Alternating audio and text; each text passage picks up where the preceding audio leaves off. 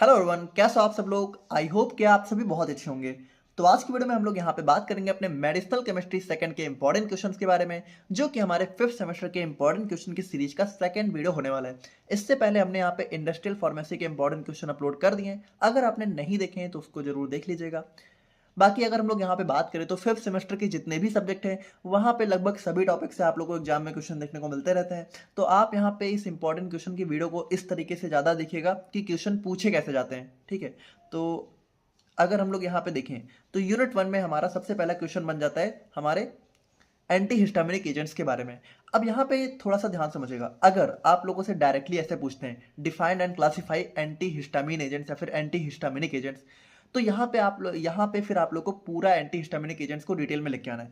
अच्छा, थोड़ा समझना, जैसे मान लो आप लोगों से सिर्फ इतना पूछा गया define and classify anti histaminic agent, तो आप लोग को सिर्फ क्लासिफिकेशन लिख के आना है। ये नहीं कि अब उस क्लासिफिकेशन के अंदर हर एक ड्रग को एक्सप्लेन करने चले जाओ, क्योंकि यहाँ पे देखो फिर आप लोगों से जिस ड्रग के बारे में पूछा है वो स्पेसिफिकली पूछा गया ना। जैसे क्वेश्चन पूरा क्या है, define and classify antihistaminic agents, give structure synthesis and SAR of diphenhydramine. तो यहाँ पे आप लोग को क्या लिखना है। अब जैसे कई बच्चे मुझसे पूछ भी रहे थे कि मेडिसिनल केमिस्ट्री और फार्माकोलॉजी का पेपर कैसे लिखना चाहिए। तो अब यहाँ पे देखो, यहाँ पे इस इंपॉर्टेंट क्वेश्चन में आप लोग को मैं बताऊंगा, ठीक है, कि हर एक क्वेश्चन को कैसे लिखना है, तो थोड़ा समझना। अब जैसे अगर यहाँ पे सिर्फ इतना पूछा गया तो सबसे पहले आप लोग को क्या करना है, सबसे पहले आप लोग को थोड़ा बहुत हिस्टामिन के बारे में लिखना है यहाँ पे, फिर एंटी हिस्टामिनिक एजेंट्स के बारे में लिखना है। अब एंटी हिस्टामिनिक एजेंट्स के बारे में ज्यादा कुछ थोड़ी लिख सकते हो, इसका मतलब क्या है, एंटी हिस्टामिनिक एजेंट्स में सिर्फ आप इतना लिखोगे these are those agents which are used to treat histamine reactions या फिर हमारा एलर्जिक रिएक्शंस, है ना, रिएक्शंस कॉज्ड बाय हिस्टामिन। तो अब यहाँ पे देखो, या फिर जो हमारे हिस्टामिन के रिसेप्टर को ब्लॉक करते हैं, सिंपल सी बात है। तो अब यहाँ पे आप लोग ज्यादा इलेबोरेट थोड़ी कर सकते हो, तो इलेबोरेट आपको किसको करना है, इलेबोरेट आपको हिस्टामिन को करना है। तो यहाँ पे सबसे पहले आप हिस्टामिन के बारे में लिखोगे, फिर एंटी हिस्टामिनिक एजेंट्स के बारे में लिखोगे। अच्छा, लेकिन हेडिंग सबसे पहले कौन सी पड़ेगी, सबसे पहले हेडिंग पड़ेगी एंटी हिस्टामिनिक एजेंट्स की। फिर आप लोग यहाँ पे एंटी हिस्टामिनिक एजेंट्स को लिखोगे, फिर हिस्टामिन को थोड़ा सा एक्सप्लेन करोगे, और उसके बाद आप लोग को क्लासिफिकेशन लिखना है, और उसके बाद आप लोग को जो ये हमारी डाइफेनहाइड्रामीन है इसका सार लिख देना है, इसका स्ट्रक्चर, इसकी सिंथेसिस बना देनी है। अब एक चीज आप समझो, मेडिसिनल केमिस्ट्री में जितने भी स्टार रखे उनको आप लोग बिल्कुल नहीं छोड़ सकते हो, और सार जितने सिलेबस में दिए उनको आप लोग जरूर देख लेना। सार अगर आप लोग देखो तो ज्यादा सिलेबस में दिए नहीं हुए हैं, लेकिन जितने दिए हैं उनको एटलीस्ट आप देख लेना। अब एक दो सार कभी कभी ऐसा होता है कि सिलेबस में ना होते हुए भी आप लोगों को एग्जाम में देखने को मिल जाता है, लेकिन अब उतना आप स्किप भी कर सकते हो ना भाई। जो चीज सिलेबस में नहीं है उसको अननेसेसरी आप क्यों पढ़ना चाहते हो। जैसे बहुत से बच्चे मुझसे कह रहे थे कि इसका सार सिलेबस में नहीं है लेकिन एक क्वेश्चन में पूछा गया है। तो एक दो क्वेश्चन तो आप स्किप भी कर सकते हो ना, उतना तो ऑप्शन में आता है, तो वो चीज आप लोग अपने हिसाब से थोड़ा सा देख लेना। बाकी अगर हम लोग यहाँ पे बात करें तो इसमें आप लोग को सबसे पहले एंटी हिस्टामिनिक एजेंट्स को लिखना है, फिर हिस्टामिन को एक्सप्लेन करना है, फिर हमारा डाइफेनहाइड्रामीन का स्ट्रक्चर, सिंथेसिस और सार लिख देना है। उसके बाद अगर हम लोग यहाँ पे बात करें तो हो सकता है आप लोगों से सिर्फ H2 रिसेप्टर एंटागोनिस्ट को पूछ लें। तो यहाँ पे आप लोग को पहले, यहाँ पे भी आप लोग को थोड़ा बहुत हिस्टामिन को एक्सप्लेन करना है, फिर यहाँ पे H2 रिसेप्टर का जो भी मैकेनिज्म ऑफ एक्शन है उसको बहुत अच्छे से एक्सप्लेन करना है, जो कि सारी चीजें नोट्स में मेंशन है। और फिर यहाँ पे देखिए, हो सकता है आप लोगों से H1 एंड H2 दोनों का ही सार पूछ लें, तो ये सारी चीजें आप लोग यहाँ पे लिख देना। उसके बाद देखिए, जो हमारा H1 एंटागोनिस्ट है तो यही हमारा सब मेन एंटी हिस्टामिनिक एजेंट होता है, तो इसके भी सेपरेटली पूछे जाने के ज्यादा चांसेस हैं, और यही क्वेश्चन हमारा इंपॉर्टेंट भी है। तो H1 एंटागोनिस्ट को तो बहुत अच्छे से देख लेना। उसके अंदर जितनी भी ड्रग्स हैं फर्स्ट जनरेशन सेकंड जनरेशन, दोनों को यहाँ पे देख लेना। अब जैसे यहाँ पे भी देखिए, अगर आप लोगों से एक चीज समझो, जिस ड्रग के बारे में आप लोगों को डिटेल में लिखना है वो आप लोगों को क्वेश्चन में अलग से ही पूछी जाएगी। जो ड्रग पूछी नहीं गई है उसके बारे में ज्यादा डिटेल में लिखने की जरूरत नहीं है। अब जैसे हो सकता है आप लोगों से मैक्लीजिन हो गया, सिमेटिडिन हो गया, तो इन सबका अलग से पूछ सकते हैं। अब आप सिंपल सी बात समझो, जितनी भी ड्रग आपके सिलेबस में दी हुई है स्टार ड्रग के नाम से, स्टार जिनके ऊपर स्टार बना हुआ है, उनको तो आप बिल्कुल अच्छे से जो है पढ़ ही लेना, उनको तो बिल्कुल मत छोड़ना। और उसके अलावा इस इंपॉर्टेंट क्वेश्चन में जितनी भी ड्रग दी हुई है, ठीक है, अगर वो स्टार ड्रग नहीं है मगर मैंने मेंशन करी हुई है तो आप लोग उसको भी देख लेना। इतना आप लोग पढ़ लोगे, आप लोग का मेडिसिनल केमिस्ट्री हो जाएगा, कोई दिक्कत नहीं है। और फिर यहाँ पे देखो, हो सकता है आप लोगों से ऐसे पूछ ले कि व्हाट और नॉन सिडेटिव एंटीहिस्टामिन। अब नॉन सिडेटिव एंटीहिस्टामिन क्या होते हैं भाई, जो हमारा H1 एंटागोनिस्ट है इसके अंदर दो जनरेशन है, फर्स्ट जनरेशन सेकंड जनरेशन। तो जो सेकंड जनरेशन की ड्रग्स है उनको हम लोग यहाँ पे नॉन सिडेटिव एंटीहिस्टामिनिक भी बोलते हैं। तो क्यों बोलते हैं ये आप लोग मुझे कमेंट करके बताना, ठीक है, अगर आप लोगों ने पढ़ा हुआ है अच्छे से। अब अगर हम लोग यहाँ पे बात करें तो आप लोगों से जो है प्रोटॉन पंप इनहिबिटर के नाम से भी, इनहिबिटर के ऊपर भी क्वेश्चन देखने को मिल सकता है, और यहाँ पे भी क्वेश्चन देखने को मिला हुआ है। और अगर हम लोग बात करें तो जो हमारा सेकंड मेन टॉपिक है एंटी नियोप्लास्टिक एजेंट, तो ये क्वेश्चन में हमारा बहुत इंपॉर्टेंट है और इसको भी आप यहाँ पे जरूर देख लेना। अब एंटी नियोप्लास्टिक एजेंट्स को हम लोग यहाँ पे एंटी कैंसर एजेंट के नाम से भी जानते हैं, तो एंटी कैंसर एजेंट के नाम से भी क्वेश्चन आ सकता है, तो कंफ्यूज मत हो जाना, दोनों सेम ही चीजें हैं। तो ये भी हमारा क्वेश्चन बन सकता है। अब यहाँ पे देखो जो एंटी न्यूप्लास्टिक एजेंट है, अगर आप लोगों से डायरेक्टली ऐसा पूछा गया तो फिर आप लोग को थोड़ा बहुत यहाँ पे एंटी न्यूप्लास्टिक एजेंट, फिर कैंसर को एक्सप्लेन करना है, फिर यहाँ पे हमारा एंटी न्यूप्लास्टिक एजेंट का क्लासिफिकेशन आप लोग को बना देना है। लेकिन अगर आप लोगों से इस स्पेसिफिकली किसी स्पेसिफिक क्लासिफिकेशन को पूछते हैं, जैसे एल्काइलेटिंग एजेंट क्या है, हमारा एक टाइप का एंटी न्यूप्लास्टिक एजेंट है, तो फिर वहां पे आप लोग को एल्काइलेटिंग एजेंट के बारे में डिटेल में लिखना है, उसके अंदर जितने भी क्लास हैं, ठीक है, उनको भी अच्छे से एक्सप्लेन करना है। फिर मान लो हो सकता है एंटी मेटाबोलाइट पूछे, तो वहां पे एंटी मेटाबोलाइट को अच्छे से एक्सप्लेन करना है। अब अगर मान लो यही क्वेश्चन आप लोगों से लॉन्ग में पूछते हैं, तो लॉन्ग में पूछने पे क्या करना है, आप लोग को सबसे पहले एंटी न्यूप्लास्टिक को एक्सप्लेन कर देना है और फिर एंटी मेटाबोलाइट को एक्सप्लेन कर देना, ठीक है। तो यहाँ पे आप लोग को बस लेंथ बनानी है, ठीक है। अगर आपने कुछ भी पढ़ा हुआ है उस टॉपिक से रिलेटेड, तो आप लोग यहाँ पे लिख देना, एंड इतना आप लोगों को पता भी है। अब बाकी देखो, अगर हम लोग यहाँ पे बात करें तो जो मेथोट्रेक्सेट है, तो ये हमारा एक स्टार ड्रग है, तो इसकी सिंथेसिस हो गया, मैकेनिज्म ऑफ एक्शन हो गया, इसको भी देख लेना। उसके बाद हमारी plant derived anti cancer agent, ठीक है, तो जो प्लांट प्रोडक्ट्स हैं उनको भी आप यहाँ पे देख लेना।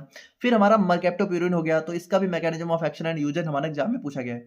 अब अगर देखो मान लो सिर्फ इतना पूछा गया है कि mechanism of action and usages of mercaptopurine, अब अगर मान लो ये क्वेश्चन 7 या 10 मार्क्स में तो नहीं आएगा, बट अगर मान लीजिए 5 या 7 मार्क्स में आता है, तो फिर आप लोग क्या करोगे, क्या सिर्फ मरकेप्टोप्यूरिन का mechanism of action and usages लिख के चले आओगे? इतने में तो आप लोग का जो है मेरे ख्याल से आधा पेज भी नहीं फिल होगा। तो यहाँ पे आप लोग को क्या करना है, सबसे पहले आप लोग को मरकेप्टोप्यूरिन के बारे में लिखना है, फिर ये ड्रग जिस क्लास के अंदर बिलोंग करनी है उस क्लास को एक्सप्लेन कर देना, ठीक है। फिर इसका स्ट्रक्चर और यहाँ पे इसका यूजेज और पूरा सब कुछ यहाँ पे डिटेल में लिख के आना है, ठीक है। इससे रिलेटेड जो भी क्लास है, जिस क्लास के अंदर ये बिलोंग करती है, उस क्लास के बारे में भी आप लोग को डिटेल में लिख के आना है।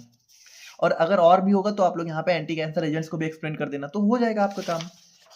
अब अगर हम लोग यहाँ पे बात करें अपने यूनिट 2 के बारे में, तो यूनिट 2 में आप लोगों से जो है, अब यूनिट 2 में भी हमारे तीनों टॉपिक यहाँ पे बहुत इंपॉर्टेंट हो जाते हैं, जैसे कि हमारा एंटी एंजाइनल एजेंट हो गया, और हमारा यहाँ पे डायूरेटिक्स हो गया, और हमारा एंटी हाइपरटेंसिव एजेंट। अब आप ये समझो, जो क्वेश्चन यहाँ पे 2-3 अलग अलग तरह से पूछा जाए, वो क्वेश्चन तो ऑलरेडी हमारा इंपॉर्टेंट हो ही जाता है। जैसे ये जो हमारा पहला क्वेश्चन है, define and classify anti anginal agent, तो यही क्वेश्चन आप लोगों से जो है ऐसे पूछा जा सकता है, डिफाइन कैल्शियम चैनल ब्लॉकर्स। अब कैल्शियम चैनल ब्लॉकर क्या है, इसी का एक टाइप है ना, इसी के क्लासिफिकेशन का। जब आप लोग इसका क्लासिफिकेशन पढ़ोगे तो आप लोगों को समझ में आएगा।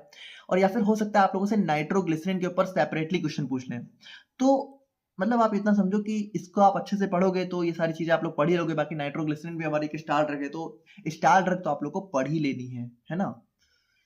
तो ये हमारा एंटी एंजाइनल एजेंट हो गया, यहाँ से हमारा ऐसे क्वेश्चन आ सकता है। उसके बाद अगर हम लोग बात करें तो डिफाइन एंड क्लासिफाइड डाईयूरेटिक्स, तो डाईयूरेटिक्स के ऊपर भी हमारा क्वेश्चन जो है काफी इंपॉर्टेंट है, ठीक है। इसके अंदर भी हमारी बहुत सारी क्लास हैं, तो एक एक क्लास के ऊपर सेपरेटली भी क्वेश्चन देखने को मिल सकता है। जैसे कि हमारा कार्बनिक एनहाइड्रेस इनहिबिटर्स हो गए, थायाजाइड डायूरेटिक्स हो गए, तो इन सभी के ऊपर अलग से भी क्वेश्चन आ सकता है। और उसके बाद ड्रग्स की बात करें तो जो हमारा एसिटाजोलामाइड है, क्लोरथायाजाइड है, हाइड्रोक्लोरथायाजाइड है, ये ड्रग्स हमारी बहुत इंपॉर्टेंट है, इनको आप लोग यहाँ पे देख लेना। आप ये समझो जितनी भी ड्रग यहाँ पे इन क्वेश्चन में मेंशन है, उन सभी ड्रग्स को आप लोग किसी भी तरह देख लेना, इसके साथ साथ स्टार ड्रग को भी देख लेना। अब अगर मान लो स्टार ड्रग भी नहीं देख पा रहे हो, तो जितनी ड्रग कम से कम क्वेश्चन में मेंशन है उनको तो देख ही लेना। और थर्ड क्वेश्चन की बात करें तो थर्ड क्वेश्चन में हमारा एंटी हाइपरटेंसिव एजेंट्स के ऊपर आ जाता है। तो यहाँ भी देखो, इस क्वेश्चन को भी हमारा यहाँ पे अंदर जाके जो है आप लोगों से एस इनहिबिटर्स के बारे में पूछ सकते हैं। फिर हमारा यहाँ पे जो है मेथाइल डोपेट हाइड्रोक्लोराइड हो गया, ठीक है, तो इस ड्रग के बारे में स्पेसिफिकली पूछा जा सकता है। तो मतलब एंटी हाइपरटेंसिव एजेंट, तो ये तीनों क्वेश्चन हमारे काफी इंपॉर्टेंट है, इनको आप लोग यहाँ पे देख लेना। फिर हमारा यूनिट 3 की बात करें तो यूनिट 3 में हमारा आ जाता है एंटी एरिथमिक ड्रग्स। अब देखो, एंटी एरिथमिक ड्रग्स क्या है कि मेडिसिनल में तो भले थोड़ा इंपॉर्टेंट ना हो, लेकिन फार्माकोलॉजी में हमारा काफी इंपॉर्टेंट हो जाता है, तो इसको भी आप यहाँ पे देख लेना। अब आपको पता है फार्माकोलॉजी और मेडिसिनल का सिलेबस ऑलमोस्ट सेम ही है, एक आप लोग पढ़ोगे तो दूसरा आप लोग ऑलरेडी तैयार हो जाएगा। तो आप लोग यहाँ पे मेडिसिनल पढ़ना पहले, है ना, क्योंकि फार्माकोलॉजी में देखोगे तो वहां पे आप लोग को स्ट्रक्चर तो मिलेगा नहीं, लेकिन मेडिसिनल में आप लोग देखोगे तो मेडिसिनल में आप स्ट्रक्चर भी पढ़ लोगे, तो वो चीज आप लोग की फार्माकोलॉजी में भी काम आ जाएगी। अब अगर हम लोग यहाँ पे बात करें सेकंड क्वेश्चन की, तो हमारा एंटी हाइपर लिपिडेमिक एजेंट्स के ऊपर आ जाता है, तो ये क्वेश्चन में हमारा काफी इंपॉर्टेंट है। अब इसी के अंदर आप लोगों से एचएमजी को एंजाइम रिडक्टेस इनहिबिटर्स के ऊपर भी क्वेश्चन देखने को मिल सकता है। बाइल एसिड सिक्वेस्ट्रेंट हो गए, तो ये दोनों क्या है, ये दोनों हमारा इसी एंटी हाइपर लिपिडेमिक एजेंट्स का क्लासिफिकेशन है, उसी के अंदर हमारे कुछ टाइप है, ठीक है, सब क्लासेज हैं, तो देख लेना है सभी को। जैसे कि हमारा कोलेस्ट्रामाइन हो गया, कोलेस्टिपॉल हो गया, तो इनके ऊपर भी हमारा, ये ड्रग्स के ऊपर भी हमारा सेपरेटली क्वेश्चन आ सकता है। उसके बाद हमारा थर्ड क्वेश्चन हमारा एंटी कोगुलेंट्स के ऊपर आ जाता है, तो जो हमारा ओरल एंटी कोगुलेंट्स हैं, ठीक है, और हमारा यहाँ पे क्यूमारिन डेरिवेटिव्स हो गए, और हमारा यहाँ पे वर्फरिन हो गया, तो ये तीनों चीजें मतलब बेसिकली एंटी कोगुलेंट आप लोग बहुत अच्छे से देख लेना, वर्फरिन का स्ट्रक्चर वगैरह बहुत अच्छे से देख लेना। उसके बाद हमारा जो सीएचएफ हो गया, तो सीएचएफ के अंदर भी हमारे जो कार्डियक ग्लाइकोसाइड्स हो गए, है ना, और डिजॉक्सिन हो गया, तो डिजॉक्सिन को आप लोगों को बिल्कुल अच्छे से देख लेना है, ये भी हमारा काफी इंपॉर्टेंट है। उसके बाद हमारे यूनिट 4 की बात करें तो यूनिट 4 में भी हमारा सबसे पहला क्वेश्चन आ जाता है nomenclature and stereochemistry of steroids. तो ये क्वेश्चन भी हमारा 2-3 बार देखने को मिला हुआ है, तो इसको भी आप देख लेना। उसके बाद हमारा ओरल कॉन्ट्रासेप्टिव हो गए, तो यहाँ पे भी ओरल कॉन्ट्रासेप्टिव भी हमारा कई बार पूछा गया, तो इसको भी देख लेना। फिर हमारा इरेक्टाइल डिस्फंक्शन हो गया, तो इरेक्टाइल डिस्फंक्शन के अंदर ही हमारा जो है एक टाइप होता है, मतलब हमारा पीडी5 इनहिबिटर्स होते हैं जिसके अंदर हमारे सिल्डेनाफिल और टेडेलाफिल ड्रग्स आती हैं। तो बेसिकली यहाँ पे चाहे आप लोगों से इरेक्टाइल डिस्फंक्शन पूछे चाहे पीडी5 इनहिबिटर्स पूछे, दोनों में ही आप लोगों को सेम चीजें लिख के आनी है। और उसके बाद हमारा थायराइड और एंटी थायराइड ड्रग्स। अब थायराइड टॉपिक हो सकता है मेडिसिनल में इंपॉर्टेंट ना हो, लेकिन फार्माकोलॉजी में इंपॉर्टेंट है, तो वहां पे वही चीज है कि थायराइड को भी आप लोग यहाँ पे अच्छे से देख लेना। ठीक है, तो ये हमारा थायराइड मतलब यूनिट 4 हो गया। और इस थायराइड में हमारी जो लिवोथायरॉक्सिन है, तो ये लिवोथायरॉक्सिन आप लोग को अच्छे से देख लेना है। अब अगर हम लोग यहाँ पे यूनिट 5 की बात करें तो यूनिट 5 में हमारा 2 टॉपिक दिए हुए हैं, दोनों ही बहुत इंपॉर्टेंट हैं। पहला है हमारा एंटी डायबिटिक एजेंट, दूसरा है हमारा लोकल एनेस्थेटिक। अब मुझे पता है बहुत सारे क्वेश्चन बहुत इंपॉर्टेंट है, तो अब ये सारे क्वेश्चन कहीं ना कहीं एग्जाम में पूछे गए, तो बताइए मैं क्या कर सकता हूँ, आप लोग देख लेना। ठीक है, थोड़ा लेंथी सिलेबस है, इसीलिए पहले से पढ़ना चाहिए था आप लोग को। अगर पहले से पढ़े तो बहुत अच्छी बात है।